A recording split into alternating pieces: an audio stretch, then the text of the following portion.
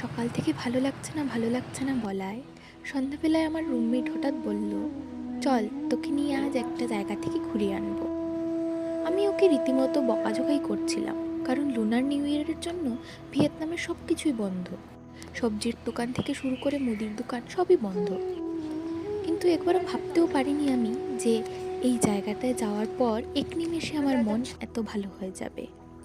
জায়গাটা এত সুন্দর, এত স্নিগ্ধ, এত শান্ত যে কি বলবো। যে কোনো কারোর মন এক নিমেষে ভালো হয়ে যাবে। তার মধ্যে উপরি পাওনা হলো এই ছোট্ট পুচকিটা। এত কিউট ছিল যে কি বলবো। এমনিতেই আমি বাচ্চা একটু বেশি পছন্দ করি। যাই হোক, তারপর গেলাম আমরা আরেকটা মন্দিরে। ওই মন্দিরটাও ছিল খুব সুন্দর। ওইখানে গিয়ে বয়স্ক দুজন আঙ্কেলের সঙ্গেও দেখা হয়েছিল। ওনারা খুব ভালোভাবে আমাদেরকে বসালেন, বসিয়ে আমি ঠিক জানি না ওইটাকে কি বলে, চা হবে হয়তো, ওইটা দিয়েছিলেন। ভালোই ছিল ওইটা। এত সুন্দর সাজিয়ে গুছিয়ে ওনারা ওনাদের নিউ ইয়ার সেলিব্রেট করেন, আমি দেখে সত্যি আপ্লুত।